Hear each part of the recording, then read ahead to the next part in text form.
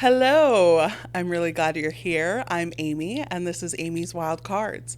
This is the podcast where I interview people who I think are my friends with a deck of cards filled with random questions I have created. At the beginning of each episode, this deck in here will be shuffled, and whatever questions come up in whatever order is completely up to fate. We're going to laugh, maybe cry, possibly be offended. Let's get into it. Today, my friend Justin. Oh my God, we were just talking about Justin. Kevin is here. So Hi, sorry, Justin. Kevin. Hi, Justin. Yes. I hope Justin watches this episode. So, as we were all thinking about him, watch Justin's episode. This is Kevin. Kevin's great. Hello, hello. I want to shuffle a little bit more, Okay. but this is a really challenging deck to shuffle. Did you add more questions? I did. I love wrote that. like almost 100 more questions. Oh, wow. 100. Wow. Yeah. Wow. So I've written close to 400 questions for this season. Wow. So I got more in me than I thought I did. Mm. So that's always good. You know, the one thing that stood out to me every time I was watching it is you said, I think they're my friends. Yeah. I hope that you know that I'm your friend. Thanks, Kevin. I'm like, wow, I hope these people are actually your friend. I mean, I think the point of the questions is for you to find out, right? I mean, yeah. I'm trying to think of like when I wrote that, I think I just like thought it was funny or something. Yeah. Like something stupid. But also I don't want to be so presumptuous. True. That every single person I have on is going to be my friend. I hope we're friends. We are. Okay. Let's start. All right. I don't like this question for you. Okay. I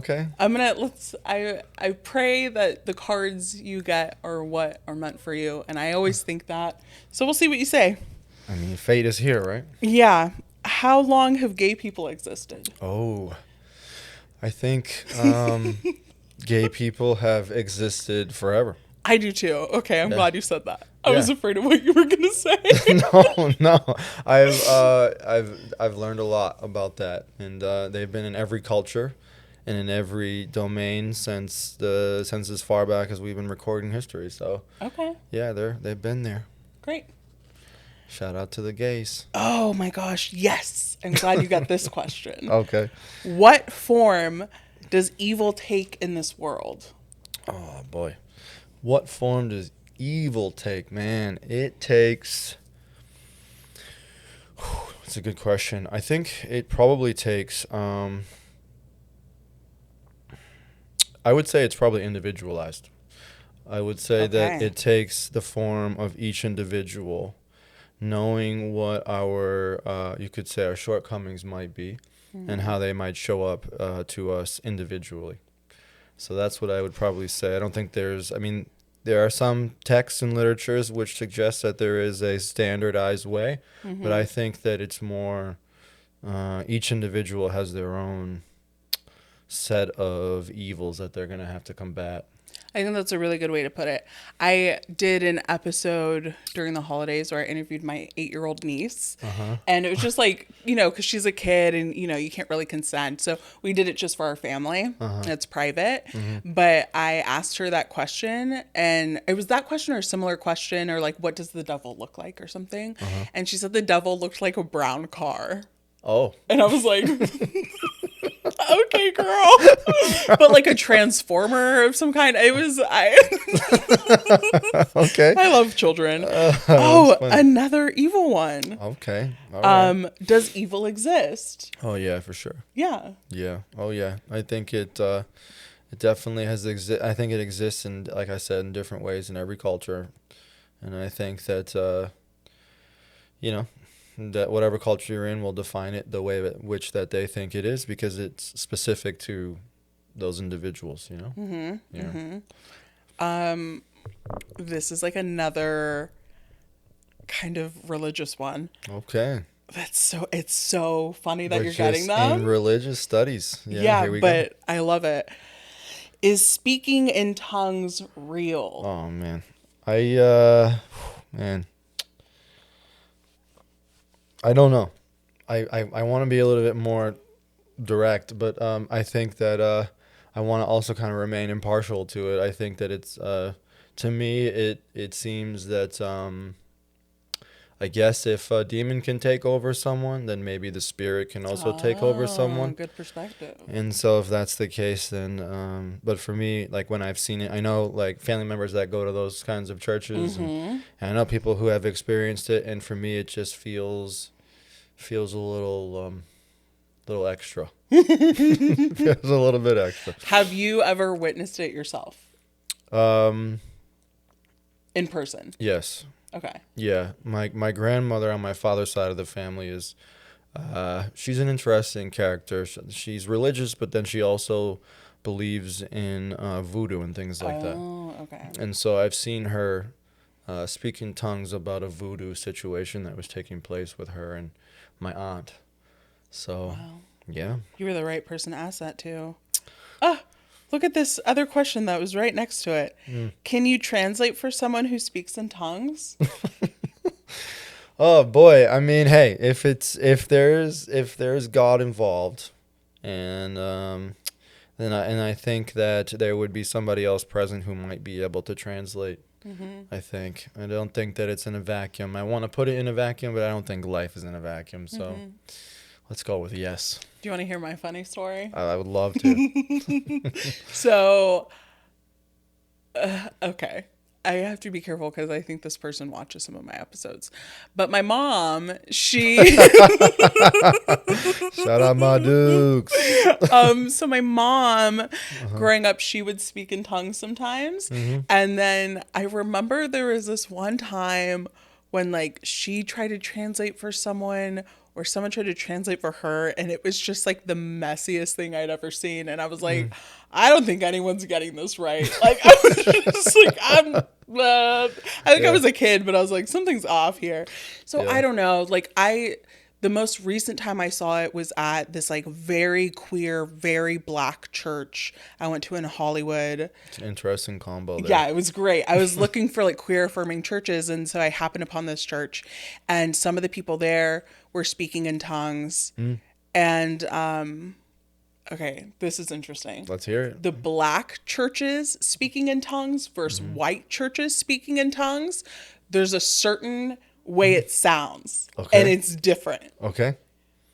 Okay. And I'm not going to imitate it because that's insane. But I'll say in my experience, there's a certain different flavor. Okay. This is very interesting. Okay. I mean, when I have seen videos on the internet or, they popped up and they do have a different, Right? they do have a different flavor versus a black church or even, have you ever seen like the African churches when it happens? Oh, That I is can't a think lot of of it. fun to watch. Okay, I'll look Yeah, that up. because it's like they're speaking, I'm sort of African language. Yeah. And it you know that and all of a sudden, it's got an extra flavor of sazon on top of Yeah, it. yep, that's Yeah. what it is. Yeah. I don't like this question. I don't know why I wrote this question. I don't want to ask you this question. It's fate. No, it's a stupid question. It's a really stupid question. Do you enjoy farting? Oh, yeah, I do actually. Yeah. Because I think of you as such like, just like a very, this is too big of a compliment. I think of you as like a more refined gentleman. Oh, thank you. Yeah. And so like that felt weird asking you that question. Yeah. When I'm on my own, you best Yeah. believe. Yeah. Would you rather break or fix something? Ooh. I'd say majority of the time I would say fix, but I've had some experience doing like demolition and then what are those called? The rage rooms? Yeah. You did a rage room? I have, yeah. From my 24th birthday, I did the rage room, and that's fun. There is a sense of relief for breaking things, Right. but for me, I think I like the feeling of putting something back together, potentially even in a new and in a better way than. But yeah, I think both are. Have you ever done, and someone correct me if I'm saying it wrong, but I think it's pronounced kintsugi. Do you know what that is? No. I also could be pronouncing it wrong, but it's the Japanese art of like when you have broken ceramics of some type, and then you put it back together with like gold, and With it's like gold. lined with like gold, like you basically mix in gold and glue together. Wow. And then that's how you make it. So it's so something broken that's put back together, and then it's more beautiful like when it's healed. You remind me of there was a TV show, I forget, or maybe it was a movie, I don't remember, where they do that. They put back together a vase for Yes. this woman in the show, and it's based in this art form. Yes. And yeah, I never thought, that Yeah. would be kind of fun. So I did it at this other like really progressive church I went to. We had some sort of like afternoon. We did like a labyrinth walk. We did a meditation. We did yoga, and then we did kintsugi, and it's incredibly challenging. I bet. It is very hard. You have to be very patient. But it was like we were all joking, but it was very like metaphorical as we were doing it, and that was the point of it. But it's a very interesting practice. Yeah, I have something right now in my house that's waiting for me to glue it back together. I have like a thing that I put my keys in and like change and stuff Yeah. like that. So when I walk in the house, and the other day my dog knocked it off and like the foot broke off. And it's just like gluing that back together is hard. So I can't even imagine Right. trying to put together all of these different things. And is it are they all from like the same vase, or the ceramic, or are they different ceramics? So in this art form, from what I understand, it's like you have one item that is broken, and then you Okay. glue that one item back together. Okay, but that would be really cool if they had like Your extreme know? version. yeah, just That sounds- everything I do is extreme. So. You're like, let's make it real hard. Yeah. What's the hardest way to do this? Yeah. It's hard, but make it harder. Is eradicating homelessness actually possible? No, I don't think so either, unfortunately. no. I think that it's one of those virtues that I think we want to live by. I hope you want to live by. But there are. I just think that the mental illness is like that's the reason. Not because we couldn't fund it. Not because we couldn't. Eventually get enough housing for people. I just think that I won't say the other podcast on here, but there's another friend who I have who interviewed people in Santa Monica and Venice Beach, and she had asked them questions about their homelessness experience rather than kind of looking at them and condemning them. Okay. It was more of like, what's your experience with this? Yeah. And some of them say, like, no, I have enough money I just I choose. prefer I this. prefer this. So I I have think heard that. So I Yeah. think that no, not because we're not capable of it, but I think it's because I think mental illness and people's choice is always going to be there. Yeah. Yeah, some people just don't want a home. I mean, I think there's a lot of, like, I've dealt with homelessness before. And so for me, it was like I have mental health stuff, I have addiction stuff in my past. So I kind of like, what's the word I want? Like the statistic essentially. Sure. But it wasn't for lack of trying, and it wasn't for lack of desire. So I think there's also like broken housing systems as well, right? Yeah, for sure. Yeah.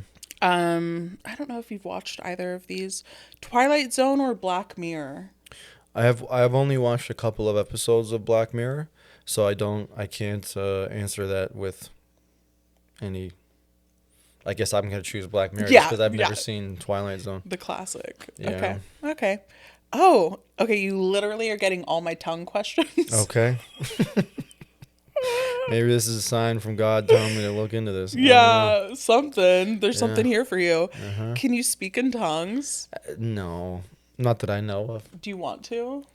I think it would scare me. I Yeah. think it would scare me. I was watching an episode recently, and one of the questions that you had asked somebody is about astral projection. Oh, yeah. And I was listening to them, and their answer, I think it was either you or the other person's answer was interesting, that it was scary it was yours, that it was some people that that have astral Yes, projected, yes. it's scary for them. Yes. So I can just imagine, like, if there really is either a demon or some sort of spiritual entity taking over me and speaking through me, I already live in enough fear, thank you. Things I'm good. Yeah, I I'm don't think, so good. But I mean, hey, I like the idea of being able to experience something to know that it's real. So I'm not asking for any entity to take over my body tonight, but if you did, be nice. All right. But it would be nice. It would be nice. Scary, but nice. Yeah, well, a little bit of risk. Oh, this is an interesting one for you to get to. Okay. You're not going to agree with this. Why are cat people more interesting than dog people? They're not. No, I just for the I did not grow up with cats. My mom was allergic, and most cats that I've interacted with within the first couple of minutes, they scratch or bite me, and I've learned that they're playing with me. I don't like the way that they're anyway. So why are the people and they're not they're sick and they need help. So I have a cat tattoo and I love cats. I'm a cat person. Yeah, I'm a dog person. I think they're more intelligent. I think cat people tend to be more intelligent. Oh, well. And they just this is really gonna divide some people. But yeah, I think they're more intelligent and I think they're more interesting. Okay. I think that they have more to them. I think they have more character. I think that they probably have. I bet that if we they're quirkier. A little bit. They have more spunk. Yeah, and I think people who are dog people are more. I don't want to say basic, but they're more Careful. Typical. Typical. More typical people. They watch football. They enjoy Disneyland. Yeah. Cat people like these Disneyland too, not so much football.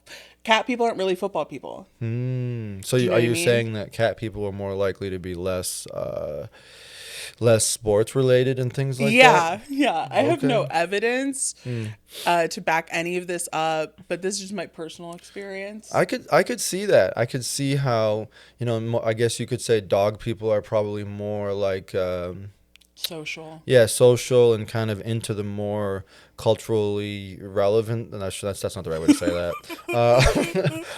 Sports or mainstream culture. There it is. That's I think what that they're is. probably more in the mainstream than and I cat could people see are that. a little more alternative. Yes, that's what it there is. There it is. We nailed it. I think we got it. We were both in dangerous water for a little while. Yeah, it's all right. Are you kind? I think so. Yeah, I think that intuitively I am a kind person, but I have to work on it. I think that I'm not as altruistic as other people are. Naturally. I don't think anyone's altruistic. I don't think so? Altruism is real. Okay. Yeah, it's not real because scientifically we still get some sort of hit chemically from doing good things for other people. But then how do you explain the idea of, well, I guess that adds up. Never mind.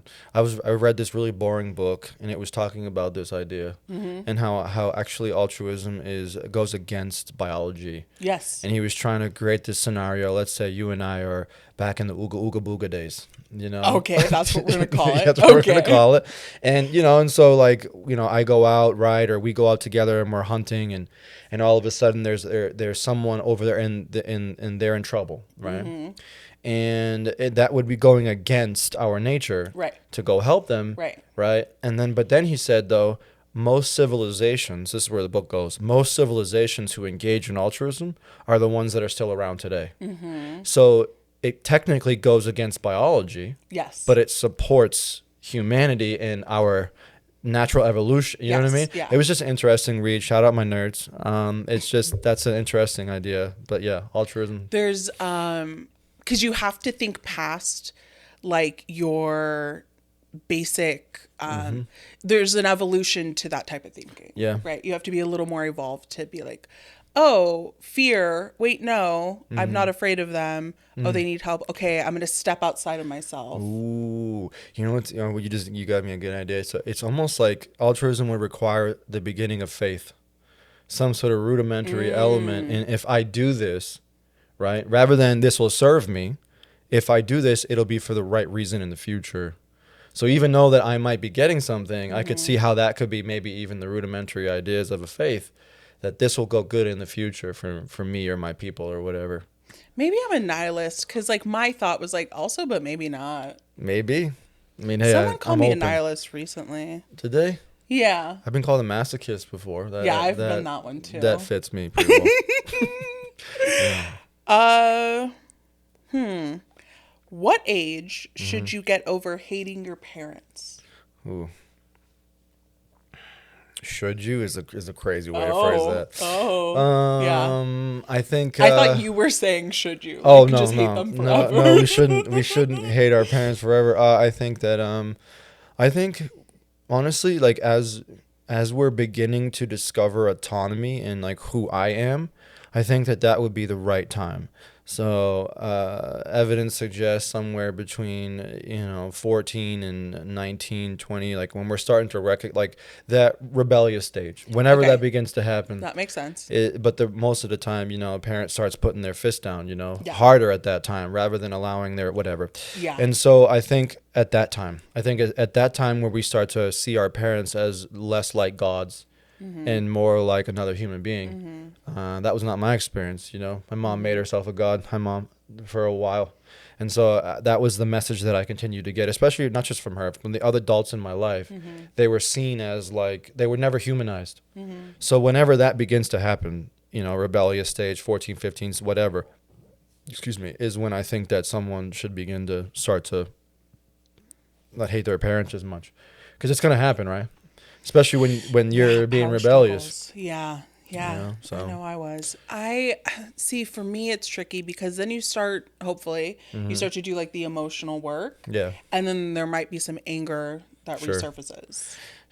Resentment. Yes, yes, yes. So I don't know, but then there's times when I'm like, I'm in my late 30s now, and it has not been that long since I had feelings of like, hate is a strong word, but I get it, though. maybe like hating the parts of myself that I feel I got from my parents. I like that. Yeah, I the most recent one that I've been struggling with is like, I didn't grow up in a social home. It was just me and my mom, and like there was not a lot of there were not people in my home. There was just like, and so I feel like I didn't learn how to have normal social interactions because it Okay. wasn't modeled for me. Okay. So that is the most recent one where I can get really frustrated with myself because I might struggle with that. So it's just something I can relate with that and how that might That's affect interesting. us. Yeah. This is what's been fun about doing this podcast is like I learn things about my friends, and then I'll be like, oh, this makes sense for you. I'm like, Yeah. oh, that's why you're this way. Exactly. All adds up when you get the Yeah. numbers right. Yeah. You know what I mean? No, I think everyone should interview their friends, actually. I think it'd be cool. Last question, and then we're going to have our final question Okay, that cool. everybody gets.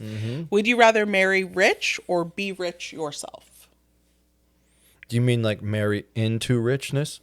Oh no, I'd definitely be rich myself. Yeah. That's a no-brainer for this guy. I think I'd have a problem marrying into rich. I think you would too. I know, maybe someday I'll have a sugar mama, but I don't think so. I don't I think don't you would think like that's that. my flow. You know what I Yeah. mean? I think I would feel a little taken advantage of, I think. Yeah. You Yeah. want to feel. Empowered. Yeah. Yeah. I'm like, what more do I want? Yeah.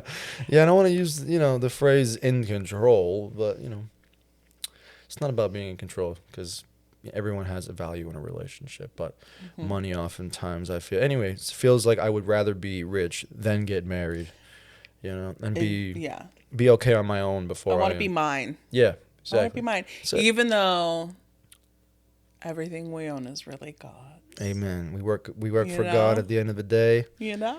Geo Dizzle. You know what I mean? Geodizzle indeed.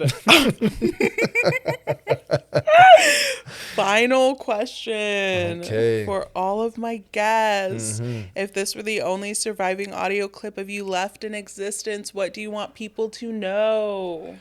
Yeah, this is. I think my favorite answer was Nick's. I think that my favorite answer, he said something to the effect of, "Don't take yourself too seriously." And then he said something which I thought was even more profound. But I would say my own version of that would be like, you don't have to try so hard. He said that that I really actually, like, it really hit. And I think that like I've tried really, really hard in so many areas of my life, and there have been some success, but the reality is until I'm ready, then it doesn't matter how hard, it doesn't matter how many times I try to open that door or force it, and it's not going to, for me, it's not going to produce any type of serenity, even if I get it. Like even if I force the door open, it's like right. It's like as if if you could see it, it's like you force it open, right, and then you fall into the room. Right, and then everyone's with like, the "Whoa," force, you know what I mean? yeah. So it wasn't like it was like a, "Hi, I'm here, and I belong to be here." It's almost like I'm trying to catch myself as I'm falling into the room. So I think I really like that answer. And then another thing is like I want people to know that like I think that human beings are here to help other human beings at the end of the day, and I think that we shouldn't forget that. I really think that we shouldn't forget that. We all have different ideas. It's important that we do have different ideas, but at the same time, I think everyone is here to help each other out, and we all have strengths, we all have weaknesses. The best definition of humility was a man I love very much, and he said the following. He said, "Humility is not thinking less of myself. Humility is thinking of myself less." And so it's not that I can, false humility would be for you to say to me, "Wow, you did a really good job." And I say something like, "Oh, I've done better." No, humility will be, "Thank you." Yeah. Because I'm not thinking less of myself. I'm only thinking of myself because you said something of me. And I just really like that. So humility, love, don't take yourself too seriously. Don't try to force any doors open. Try to be. Just be. Amen. Amen. I love saying amen, like in church when they're like, and we all say, and I'm like, fuck yeah, I get to say it. Yeah, amen. I'm like, amen. Can I get an amen? Yeah. Well, thanks for being here. Oh, thank you so much for having me. It's been a long time coming, and this Yeah. is the third time you've asked me, so Is third it? time's Wow. a charm. And Yeah. here we are. We did it. Awesome. Thank you all for watching, and we'll see you next week. Bye.